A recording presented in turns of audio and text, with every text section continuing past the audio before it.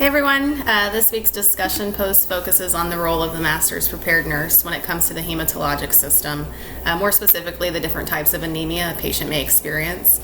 So Tiffany has provided the following scenario with a 37-year-old male who's just walked into the emergency room. He's complaining of left upper quadrant abdominal pain for the last 2 days. This pain began after he was in a motor vehicle accident. He was seen at a local hospital after the accident, but eventually discharged. His pain seems to be getting worse now with additional pain in his chest that radiates to his left shoulder, also experiencing dizziness and shortness of breath. On exam, he appears pale and diaphoretic. His blood pressure is low, 85/56. His heart rate's elevated at 110, and his pulse ox is only 86% on room air. So lab work's been drawn showing both a low hemoglobin and hematocrit, a slightly low MCV, and an increased absolute reticulate count. All of his other labs appear to be within normal limits.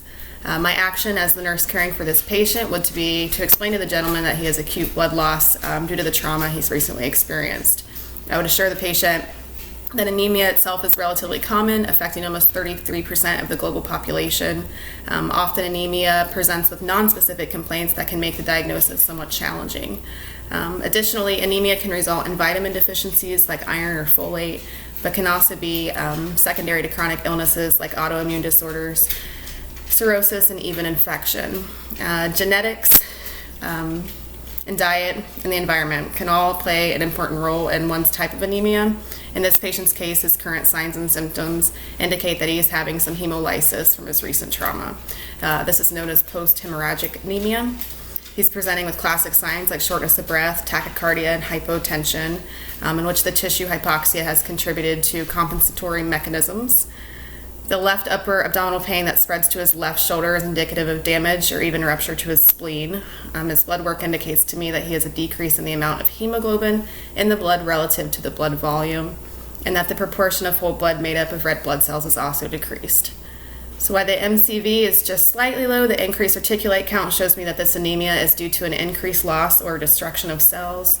A major cause of acute blood loss is trauma. In his case, his symptoms are serious and he has an increased risk for hemorrhagic shock.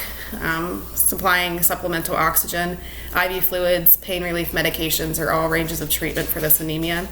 Immunosuppressant drugs as well as blood filtering like plasmapheresis are also warranted in severe cases.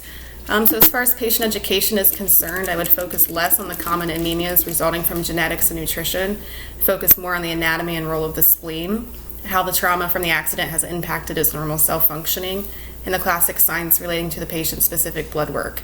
I advise emergent treatment as continued internal bleeding can be life-threatening.